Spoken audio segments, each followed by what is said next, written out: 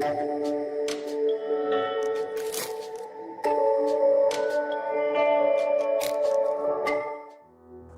saudara, apa kabar? Senang bertemu kembali dengan saudara. Saya berharap dan berdoa saudara dalam keadaan sehat dan dilindungi oleh Tuhan kita. Gak berasa saudara, kita sekarang sudah 10 bulan berada di dalam kondisi pandemi seperti ini. Dan saya yakin banyak di antara kita yang merasa ini berjalan lebih lama daripada apa yang kita bayangkan. Tapi saya berdoa penyertaan Tuhan di dalam kehidupan saudara, pengharapan saudara kepada Tuhan tetap ada di dalam kehidupan kita bersama. Tema saya hari ini adalah Today and the Future. Hari ini dan masa yang akan datang. Dua kata yang berkaitan satu sama yang lain. Karena apa saudara? Karena apa yang kita putuskan untuk kita lakukan di hari ini, in our today, itu yang akan membentuk kita di masa yang akan datang. In our future. Saya akan mengatakannya kembali, kita lahir di dunia ini bukan karena kebetulan. Saudara dan saya memiliki tugas yang spesifik, memiliki tujuan yang spesifik, memiliki potensi yang spesifik dari Tuhan kita yang sudah ditaruh di dalam masing-masing kehidupan kita. You are not born and then chosen. You are born because you are chosen. Kita bukan lahir kemudian kita dipilih saudara. Tapi kita lahir karena kita terpilih. Mari kita melihat di Alkitab pada saat Tuhan sudah selesai menciptakan Adam saudara. Dalam Kejadian 2 ayat 15. The Lord God took the man and put him in Garden of Eden. Kemudian Tuhan Allah menempatkan manusia itu di Taman Eden. To work it, untuk mengerjakannya. Dalam terjemahan beberapa terjemahan Inggris yang lain dikatakan to cultivate atau untuk menumbuh kembangkan, untuk mengusahakannya. And to keep it, dan untuk memeliharanya. Dalam terjemahan yang lain dikatakan to sustain, to preserve, untuk memelihara dalam jangka waktu yang panjang. Kalau kita melihat ke dalam diri kita melalui ayat tadi saudara, dimanapun Tuhan menempatkan saudara, atau apapun situasi dan kondisi yang boleh saudara hadapi hari-hari ini. Ada dua hal yang bisa kita lakukan. Work it, kerjakan sesuatu, kembangkan sesuatu di hari ini, and keep it, kerjakan sesuatu di hari ini untuk kita bisa memeliharanya sampai di masa yang akan datang, saudara.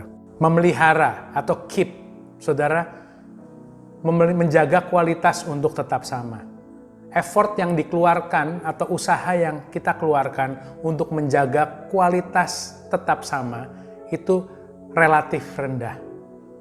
Akan tapi satu kata yang lain, work it. Ada sebuah tindakan investasi yang harus dilakukan secara sengaja untuk dapat meningkatkan kualitas atau memperbaiki kualitas dari tempat ataupun situasi yang Tuhan taruh di depan saudara. Hari ini saya mengajak saudara untuk melihat 3 hal yang dapat kita bisa lakukan atau kita bisa cultivate di dalam kehidupan kita hari ini, today. Supaya kita bisa memelihara, keep, sustain our future atau masa depan kita. Poin saya yang pertama, cultivate active, humble lifestyle. Di dalam 1 Petrus 5 ayat 6 dan Yakobus 4 ayat 10 ada 2 pesan yang sama, yang relatif sama tertulis di dalam Alkitab. Yaitu saya bacakan untuk saudara. Karena itu rendahkanlah dirimu di bawah Tuhan yang kuat, supaya kamu ditinggikan pada waktunya. Ayat yang lain, rendahkanlah dirimu di hadapan Tuhan dan Ia akan meninggikan kamu. Active humble itu adalah kondisi di mana sikap rendah hati seseorang menjadi pendorong sebuah tindakan yang akan dilakukan oleh orang tersebut. Saya ulangi sekali lagi. Active humble itu adalah kondisi di mana rendah hati daripada seseorang itu menjadi sebuah pendorong, sebuah tindakan yang akan dilakukan oleh orang tersebut. Orang yang rendah hati itu bukan orang yang rendah diri atau low self-esteem, saudara. Orang yang rendah hati itu adalah orang yang mengerti atau mengenali siapa dirinya. Rendah hati atau humble atau humility yang artinya adalah to take up God-given space in the world. Mengambil peran yang tepat, porsi yang tepat yang Tuhan sudah taruh di dalam kehidupan kita masing-masing di dalam dunia ini. Termasuk kita bisa mengerti dan memaksimalkan seluruh talenta, potensi, strength, kekuatan kita yang sudah ditaruh di dalam kehidupan kita masing-masing, saudara. Untuk tetap terus maju ke depan dan bermanfaat bagi orang-orang yang ada di sekitar kita. Di saat yang bersamaan, orang yang rendah hati itu juga adalah orang yang mengerti terhadap kelemahan dirinya. Sehingga sikap tersebut memudahkan orang tadi untuk mengakui kekurangannya ataupun menerima masukan daripada orang lain. Humble is knowing that our strength is for His purpose and our weakness is for our development. Rendah hati itu adalah mengetahui secara penuh bahwa kekuatan kita, talenta kita itu sepenuhnya adalah untuk tujuan Tuhan dalam kehidupan kita. Dan kelemahan kita, kekurangan kita itu adalah porsi kita untuk kita benahi. Saudara, sebelumnya saya berpikir bahwa rendah hati itu adalah mengambil porsi yang paling sedikit. Biarlah orang lain yang mengambil porsi yang lebih banyak.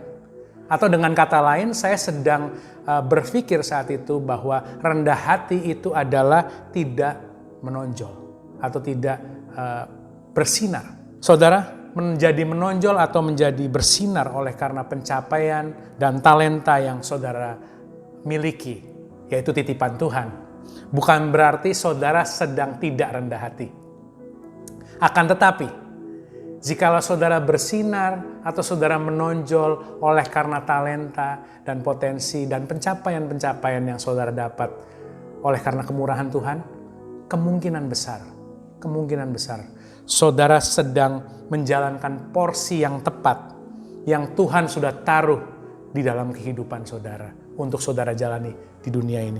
Tidak ada yang salah, saudara, dengan pengakuan, recognition atau apresiasi. Nggak ada yang salah dengan itu. Tidak ada yang salah dengan pengakuan orang di sekitar saudara. Recognition is fine, but the need for constant recognition is a problem. Pengakuan dari orang lain atas pencapaian saudara itu tidak apa-apa. Akan tetapi, kebutuhan untuk selalu diakui itu akan menjadi problem tersendiri untuk kita. Saudara,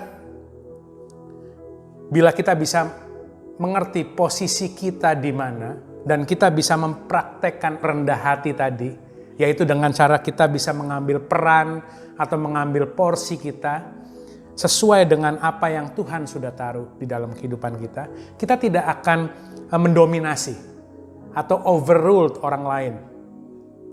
Akhirnya kita mengambil tugas dan tanggung jawab orang lain, ataupun kita tidak mengecilkan peran kita sehingga kita melemparkan tugas dan tanggung jawab kita kepada orang lain yang seharusnya kita yang mengerjakan, saudara.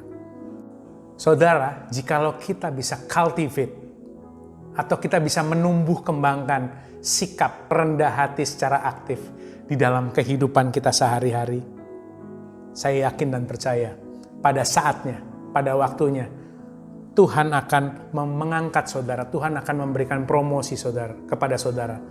Seperti ayat yang kita baca tadi. Promosi bukan sekedar kekayaan, kekuasaan, atau pengaruh.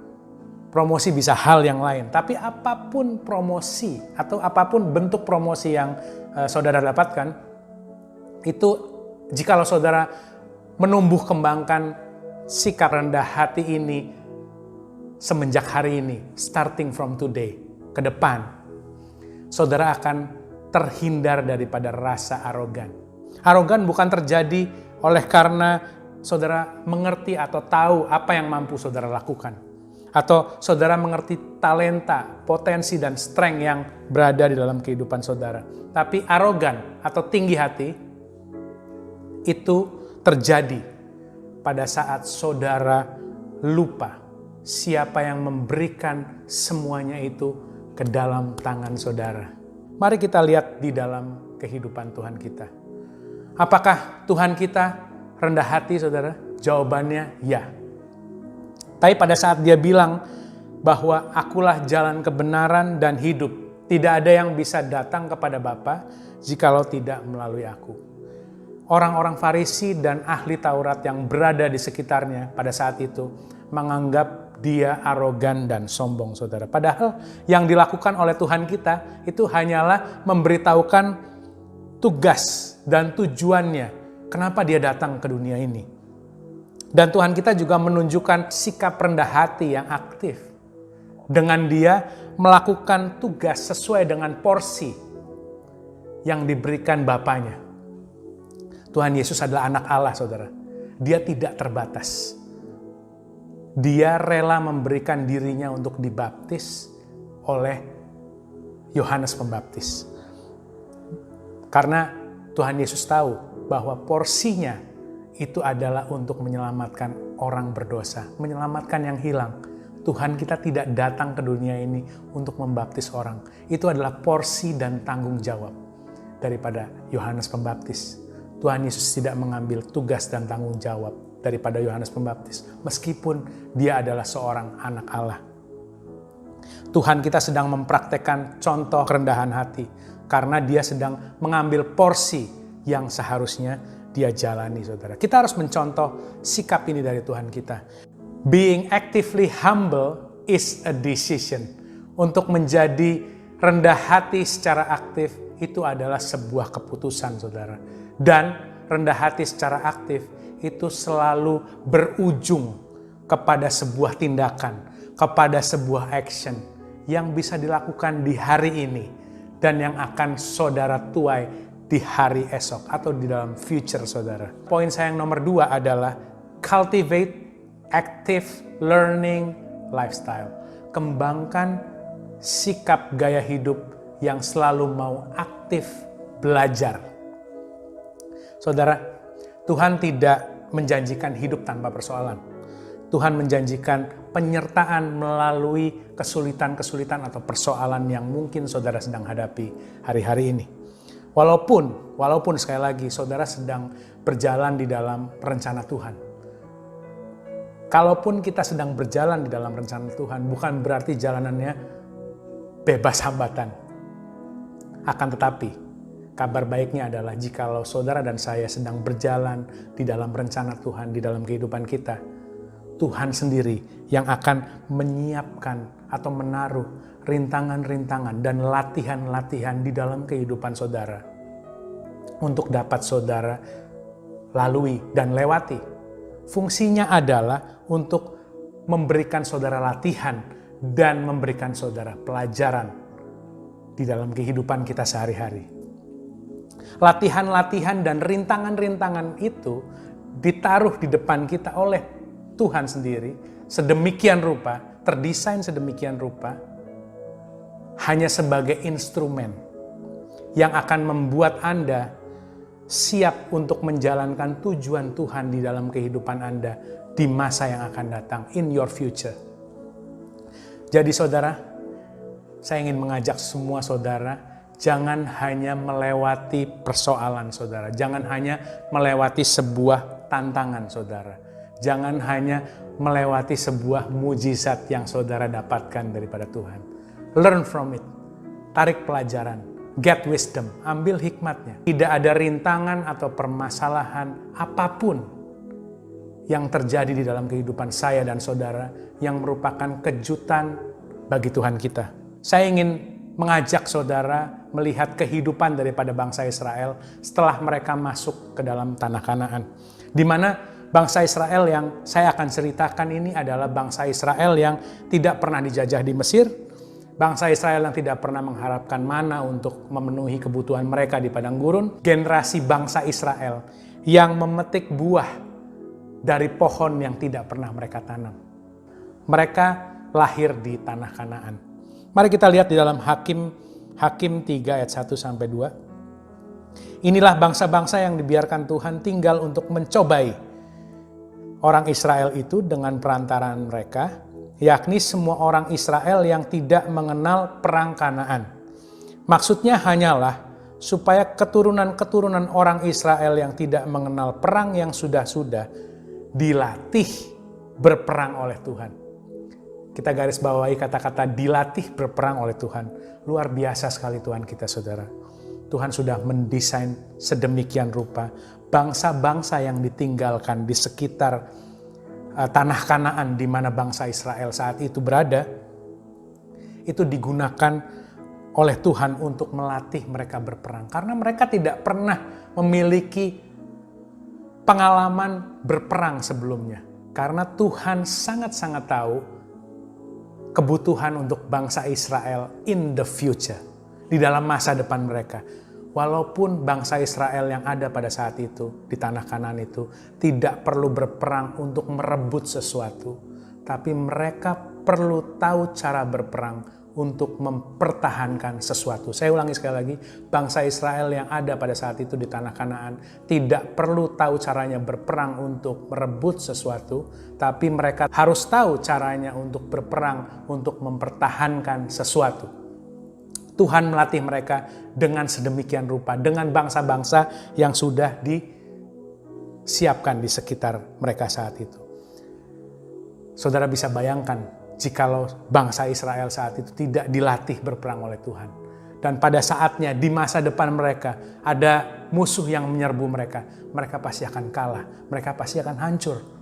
Tapi apa yang Tuhan lakukan kepada bangsa Israel saat itu adalah Tuhan mempersiapkan mereka, membuat mereka tetap fit untuk tetap berjalan dan tetap siap untuk mencapai rencana Tuhan di dalam masa depan mereka.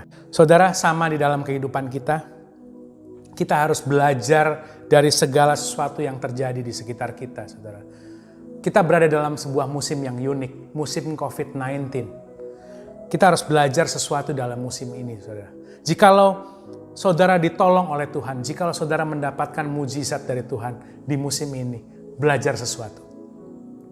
Jikalau saudara kehilangan sesuatu di musim ini, belajar sesuatu. Karena mujizat, pertolongan dari Tuhan, itu adalah blessing atau berkat. Akan tetapi proses yang saudara jalani sampai saudara mendapatkan mujizat tersebut, sampai saudara mendapatkan pertolongan tersebut, itu adalah lesson atau pelajarannya.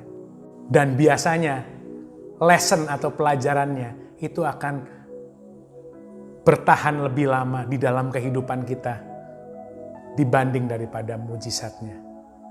Karena jikalau kita belajar sesuatu dari segala sesuatu yang kita lewati, dari segala sesuatu yang terjadi dalam kehidupan kita ambil pelajarannya, kita akan mendapatkan level of confidence atau tingkat kepercayaan diri yang lebih tinggi terhadap Tuhan kita tentunya, untuk melewati rintangan, tantangan di masa depan, in our future. Poin saya yang ketiga adalah cultivate life of active gratitude. Kembangkan hidup yang bersyukur secara aktif. Sekali lagi, kenapa ada kata-kata aktif di situ? Karena rasa syukur kita, rasa terima kasih kita seharusnya menjadi sebuah pendorong untuk tindakan-tindakan yang akan kita lakukan di dalam kehidupan kita masing-masing. Saudara, kontributor terbesar daripada kesehatan mental kita adalah perasaan kita. Karena apa yang ada dalam hati kita memancar keluar, saudara. Perasaan adalah teman yang baik, tapi dia bisa menjadi atasan yang buruk. Atau jikalau saya boleh menganalogikan, jikalau saudara berada dalam satu kendaraan dengan perasaan saudara, perasaan kita adalah penumpang yang baik, tapi dia adalah supir yang buruk. Saudara tidak mungkin mau memberikan kursi supir daripada kehidupan saudara kepada perasaan saudara. Karena kehidupan yang disetir oleh perasaan itu akan sangat berantakan, saudara. Akan sangat sulit untuk menjalankan kehidupan yang dikendalikan oleh perasaan. Dalam firman Tuhan berkata seperti ini, pencuri datang hanya untuk mencuri, membunuh, dan membinasakan. Si jahat akan mengincar apapun yang saudara punya. Terutama yang terlebih dulu adalah yang di dalam hati kita dan di dalam pikiran kita. saudara punya sukacita, dia akan mengincar itu. Saudara punya fokus, saudara punya damai sejahtera, si jahat akan mengincar hal itu semua, saudara. Dia akan berusaha untuk mencurinya. Tentu kita tidak akan membiarkannya. Kita akan berusaha untuk mempertahankan hal tersebut supaya iblis tidak mencurinya dengan cara menjaga hati dan pikiran kita. Bersyukur, gratitude atau berterima kasih itu adalah salah satu senjata yang bisa kita lakukan untuk melindungi apa yang kita sudah punyai untuk tidak dicuri oleh si jahat. Active gratitude yang saya maksudkan di sini adalah thanking God on every detail of your life until nothing left to be stolen by the devil. Active gratitude atau bersyukur secara aktif yang saya maksudkan di sini adalah berterima kasih kepada Tuhan atas segala detail kehidupan saudara yang terjadi di hari ini sampai tidak ada sedikit pun yang tersisa untuk dicuri oleh si iblis. Jangan hanya berterima kasih untuk kebaikan-kebaikan yang terjadi dalam kehidupan kita, tapi kita juga harus berterima kasih untuk hal-hal yang lain. Karena jikalau kita hanya berterima kasih untuk kebaikan, maka si iblis akan dengan mudah mencuri di area yang lain yang terjadi dalam kehidupan saudara. Area-area pencobaan, area-area kesulitan, atau tantangan yang mungkin terjadi dalam kehidupan kita. Karena begitu ada pikiran yang merusak yang masuk, atau corrupted mind yang masuk ke dalam diri kita, dia bisa berkembang, pikiran merusak tersebut atau corrupted mind tersebut bisa berkembang menjadi frustrasi. Dan frustrasi bisa berkembang lagi menjadi depresi, saudara. Frustasi itu kalau saya boleh analogikan itu adalah seperti alat check engine lamp di dalam mobil. Lampu indikator untuk mengecek mesin di dalam mobil, saudara. Jikalau saudara sedang berurusan dengan frustrasi saat ini, jikalau saudara sedang mengalami frustrasi, yang berarti Anda harus mengecek diri saudara. Apa yang harus saudara cek? Yang harus saudara cek adalah ekspektasi saudara. Atau keinginan saudara atau harapan saudara. Artinya adalah jikalau saudara sedang mengalami frustrasi saat ini, artinya saudara sedang menginginkan sesuatu, tapi saudara tidak mendapatkannya. Semua orang mempunyai keinginan ataupun ekspektasi di dalam kehidupannya. Semua orang pasti punya keinginan dan ekspektasi yang berbeda-beda. Tapi sebagian besar daripada keinginan atau ekspektasi itu tidak kita sadari. Apa artinya? Kita tidak tahu bahwa kita sedang menginginkan hal itu, sampai pada saat kita tidak mendapatkan hal itu, kita merasa frustrasi. Akan tetapi saudara, gratitude, bersyukur atau berterima kasih secara aktif, itu akan memberhentikan pikiran yang merusak atau corrupted mind tadi untuk berkembang lebih lanjut menjadi frustrasi.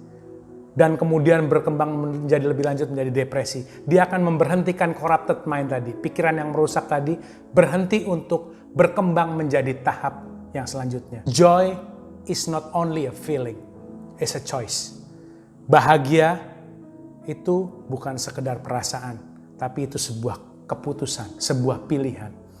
Seberapa Anda bahagia di akhir hari, itu adalah seberapa Anda memutuskan untuk berterima kasih atas segala sesuatu yang boleh terjadi dalam kehidupan Anda di hari itu.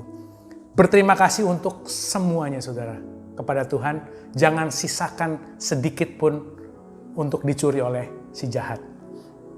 Saya ingin menutup dengan sebuah kisah di dalam Alkitab tentang pelayanan Tuhan kita. Dalam kisah yang pasti kita sangat familiar, kisah 5 roti dan 2 ikan, saudara. Dikatakan di dalam perjalanan pelayanan Tuhan kita, dia sedang bersama dengan sekumpulan orang yang besar, yang jumlahnya banyak, di mana mereka sedang belajar kepada Tuhan kita dan mereka belum makan. Mereka semua sedang lapar. Dan Tuhan kita harus menyiapkan makanan untuk memenuhi bukan hanya kebutuhan rohani, tapi juga kebutuhan fisiknya. Tuhan kita sangat mengerti, saudara. Dan pada saat itu Tuhan kita tidak membawa bekal atau tidak membawa supply. Tidak ada bahan makanan yang cukup untuk mereka. Hanya ada bekal seorang anak kecil, 5 roti dan 2 ikan. Dan Tuhan menggunakan bekal daripada anak kecil tersebut. Tapi sebelum Tuhan membagikannya dan memecahkan roti tersebut, Tuhan dikatakan di Alkitab, Tuhan melihat ke atas, menengadah ke langit, dan dia give thanks. Dia bersyukur, dia berterima kasih atas 5 roti dan 2 ikan ini. Lalu kelanjutannya kita tahu bahwa 5 roti dan 2 ikan ini dibagikan kepada semua orang dan akhirnya cukup untuk memberi makan semua orang yang ada di situ dan masih ada sisanya, saudara. Gratitude comes from what you choose to look at.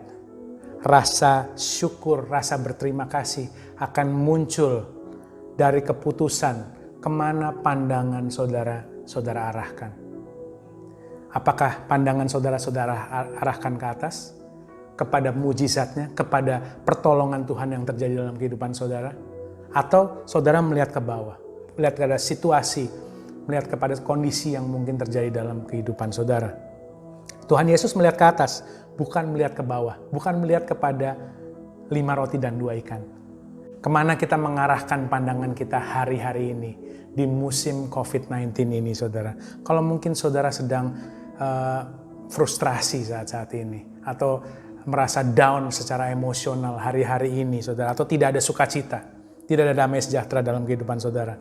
Coba cek kembali, saudara. Mungkin kita sedang menatap ke bawah, menatap kepada masalahnya, bukan kepada pertolongan Tuhan yang ajaib yang terjadi dalam kehidupan saudara. Sehingga kita menjadi frustrasi, sehingga kita menjadi down secara emosional, tidak ada damai sejahtera. Walaupun apa yang ada di dalam tangan saudara itu sedikit saat ini. Tapi saudara bisa berkata sambil saudara melihat ke atas, pertolonganku bukan dari yang sedikit ini. Pertolonganku datang daripada Tuhan pencipta langit dan bumi. Jikalau saudara bisa bersyukur secara aktif, jikalau saudara bisa berterima kasih secara aktif atas segala sesuatu yang terjadi dalam kehidupan saudara, saudara bisa terhindar dari banyak kecemasan yang sebenarnya saudara tidak perlu lewati. Atau saudara juga bisa mendapatkan kesempatan-kesempatan yang saudara tidak duga. Because favor will quickly found the grateful. Karena kebaikan akan dengan sangat cepat menemukan orang yang suka bersyukur. Terima kasihlah kepada Tuhan atas segala detail yang terjadi dalam kehidupan saudara. Jangan sisakan apapun untuk dicuri oleh si jahat. Berterima kasihlah untuk semua, baik dan buruknya. Saudara, hari ini ada 3 hal yang kita pelajari, yang bisa kita kerjakan di hari ini untuk supaya kita bisa menjaga dan memelihara masa depan kita, our future. What we can do today to keep our future.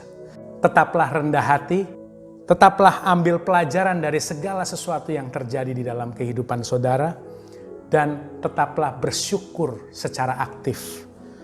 Apapun yang terjadi di dalam kehidupan saudara hari-hari ini, apapun kondisi dan situasi yang saudara hadapi pada saat ini, apapun yang terjadi dalam kehidupan saudara, apapun situasi dan kondisi yang saudara sedang hadapi hari-hari ini, tetap maju ke depan, tetap melangkah ke depan, dan pandang ke atas.